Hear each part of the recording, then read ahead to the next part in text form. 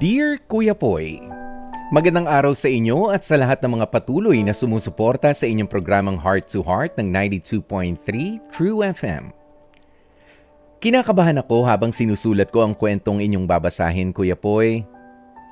Silent listener nyo kasi ako at hindi ako sanay na sa pagkakataong ito ang aking storya naman na magiging tampok na kwento.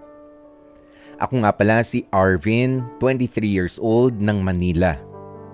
Isa akong construction worker at aaminin kong tinamaan ako ng malala sa isang babaeng nagngangalang Tina. Ang babaeng nagbigay ng totoong importansya sa buhay ko. 4 na taon ang tanda ni Tina sa akin. Nagtataka lamang ako, Kuya Poy, kung bakit nagawa niya akong piliin bilang kasintahan niya, given na may magandang trabaho at disente ang kagaya ni Tina. Masasabi kong maayos ang 5 buwang relasyon namin ng girlfriend ko. Nang makilala ko si Tina, Kuya Poy, nagkaroon ng direksyon ang buhay ko. Yung tipong alam ko kung saan ko na gustong pumunta, kung anong mga pangarap ang gusto kong marating sa buhay.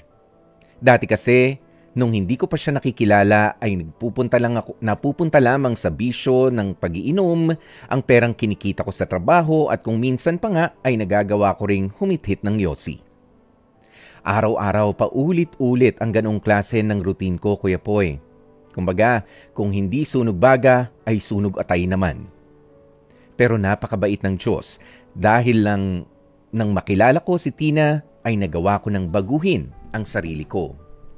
Hindi ko alam kung bakit ako ang pinili ni Tina.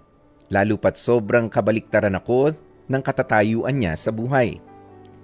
Para ring magkaroon ng maayos na pamumuhay ay nagdesisyon ako mag-enroll sa Alternative Learning System o yung ALS para rin naman makakuha ako ng magandang kikitain sa paghahanap buhay ko.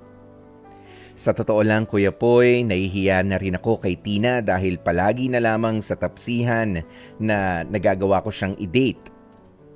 Wala naman siyang demand o gusto pero syempre bilang lalaki ayoko rin naman na madiktahan ako kung ano bang tama ang dapat kong gawin sa relasyon naming dalawa. Kuya Poy, positibo ang pananaw ko sa buhay matapos kong ang makilala at makasama na itong si Tina. Sana ay magkaroon din ng aral ang maiksing kwento ko sa inyong programa. Maraming salamat po sa pagkakataong mapili bilang tampok na kwento ang aking storya sa araw na ito.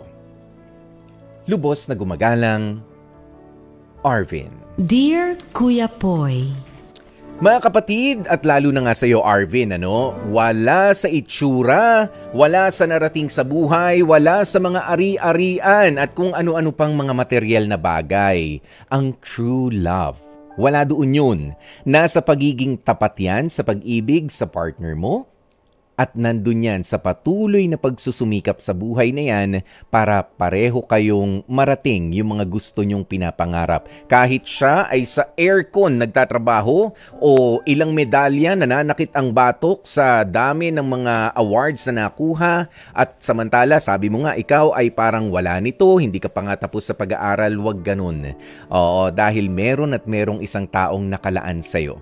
O kahit pa nga galing siya sa palasyo at ikaw naman ay napakasimpleng tao lang, hindi malayo. Basta tunay yung pagmamahal na meron kayo. At sana nga dumami pa yung ganyang mga kwento nang hindi nawawala ng pag-asa na merong mga himala sa pag-ibig. Basta, kapag kaganyan, ay wag sasamantalahin ang mga ari-arian o ang mga pera kung sakaling medyo naka-aangat-angat sa'yo ang iyong makukuhang partner. Sabi ko nga, di ba? Matatagpuan mo lamang yan ang true love doon sa pagiging tunay mo rin na pagmamahal sa iyong partner. Well, bago ka magmahal sa iba, dapat tunay rin ang pagmamahal mo sa sarili mo.